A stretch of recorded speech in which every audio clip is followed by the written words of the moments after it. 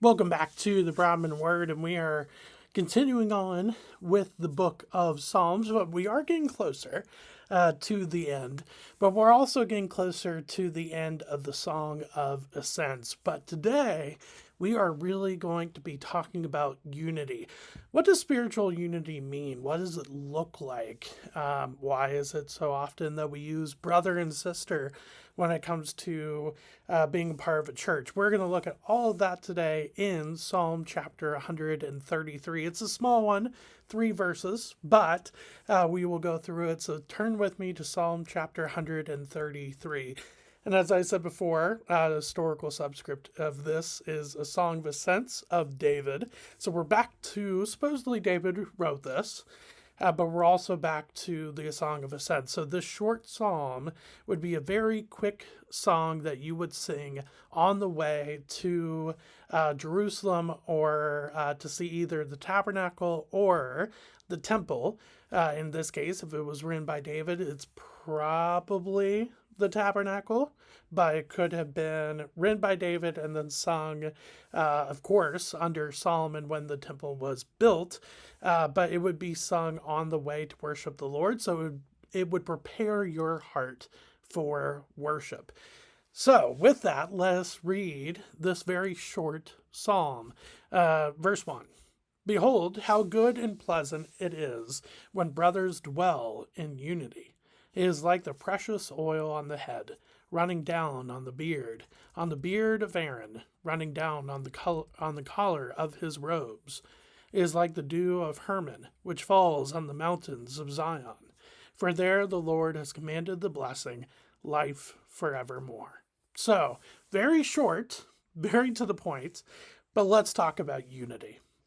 Why do you and I, as believers, why do we believe in unity, and why should we believe in unity within the body of Christ? Well, for starters, is because we all have the same foundation as followers of Jesus.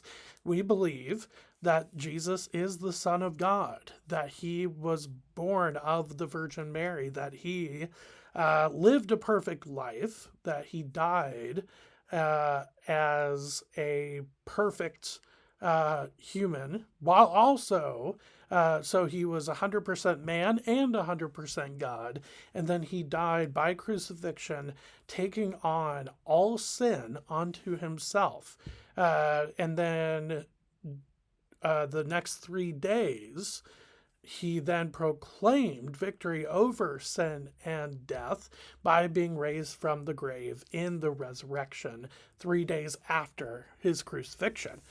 So that is what we believe as the foundation, and then of course on top of that, or to end that, you have the only way that you can get to heaven is if you put your faith and trust in Jesus as your Lord and Savior, and that is the foundation which brings all of us as followers of Jesus into unity. Those things across the board cannot be debated because then you no longer have Christianity. You have something that's definitely not Christianity. Church history has shown through a lot of debates. There has been debates about, was Jesus 100% man? Was he 100% God? Was he 50-50? There has been a lot of debates over that. And well, here we see that believers are absolutely unified if they believe, when they believe all of those things, those foundational aspects about Jesus. And that is what we mean by spiritual unity as the body of Christ. However, there's another thing that we have to talk about here, and is this familial language that we use within the local church, within Christianity, when we're talking about other followers of Christ. For instance, we'll talk about the Christian that we know down the street as brother or sister in Christ. We'll talk about the man or the woman that we love to hang out with at church. We'll call him, that is oh, that's my brother Mark, that is my sister Julie, whatever that might be. Is it because we actually have a biological connection with them as family? No, not in that way. However, there is a familial aspect to Christianity. Why is that? Well, it really goes all the way back to the book of Genesis and seeing God as God the Father, and that therefore starts this familial aspect with the Lord. We are seen as His children, and so therefore, as a follower of Jesus, you are seen as a child of Jesus. And, well, everybody else who is a follower of Jesus is therefore also children of the Lord, children of Jesus, and therefore we are brothers and sisters in the faith. Obviously, it doesn't have the same meaning as a biological familial relationship, but there is something that is very, very important to see when you do think of Christians interacting with each other in a familiar way, just like we see with verse 1. Now, here it could be said in Psalm 133 that we're talking about the actual biological familial aspect of Israelites to Israelites in Psalm 133.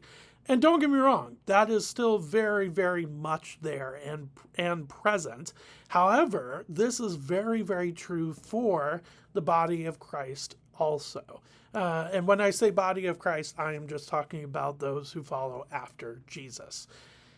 So with that being said, that is why we call each other brothers and sisters in Christ, or when we see somebody at church, oh, hey, brother, oh, hey, sister, something like that.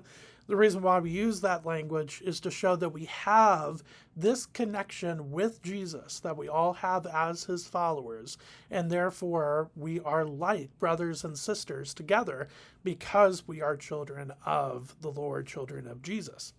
That is very much what is seen in the New Testament for sure.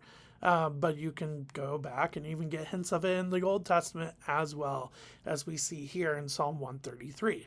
Now, the preciousness of unity and specifically spiritual unity is very much seen in verses 2 and 3. The precious oil on the head running down on the beard. Precious oil is very, very, very valuable. It is very much a not necessarily a commodity, but just something that would be, if you used it, a lot of people go, oh, that's really, this person is either very high up in society or has a lot of money. And so you would have this sense of importance when you use precious oil. We see that in the Gospels when Jesus is anointed with oil shortly before his death. We see that. And the disciples, mainly Judas, is very put off by by the woman using this very precious oil because it is very valuable. Well, because it is very valuable, Jesus is extremely just inspired, encouraged, grateful for this gift that this lady has given to him. But here you see very much the same thing, but the importance behind it. So when it says it's like the precious oil on the head running down on the beard, what it's trying to say is it is very honorable, it is very valuable to be unified. That's what we're talking about in verse 2. It continues on the beard of Aaron running down on the collar of his robes. Aaron, of course, was the first high priest because Aaron, being Moses' brother, Moses put him in charge as high priest, the first high priest after the Exodus, in the book of Exodus. And so when we're talking about the beard of Aaron running down on the collar of his robes, we're not actually talking about the physical beard of Aaron. We're talking about, again, the value and the importance of being unified. When we're talking about the collar of his robes, those robes are meant to be discussing the high priestly garments. So when you're talking about the precious oil going down the head, going down the beard, specifically the beard of Aaron, somebody that has a lot of honor and respect, and then running down the collar of high priestly garments, it is really getting to the point where, hey, unity is not just something that you say to just to say it. You really want to be unified because you all have this great foundation that you are connected with. And for our sake, it is Jesus. It is the fact that we are all following after him. So I love to see that in verse 2. And then in verse 3, when we're talking about the dew of Hermon and which falls on the mountains of Zion, it is refreshing. It is beautiful to see. And that is very true with unity. When we are unified, it is beautiful. It is refreshing. And so that is absolutely true. This last line in verse 3, though, is interesting. For there the Lord has commanded the blessing, life forevermore. A lot of people have thought that this is specifically talking about Mount Zion and at the end of the first half of verse 3. And I think that is certainly the case with context. I think it is interesting, too, though, that it's at the end of this talk on unity. It almost seems like that the psalmist is trying to say that those who are unified, that is a blessing in itself.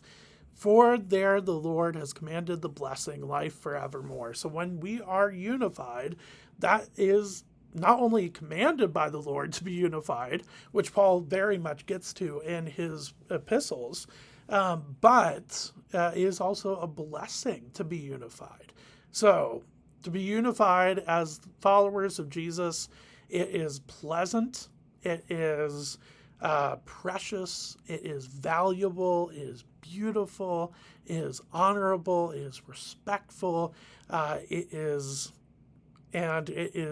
commanded by the Lord, but it's also a blessing as well to be unified.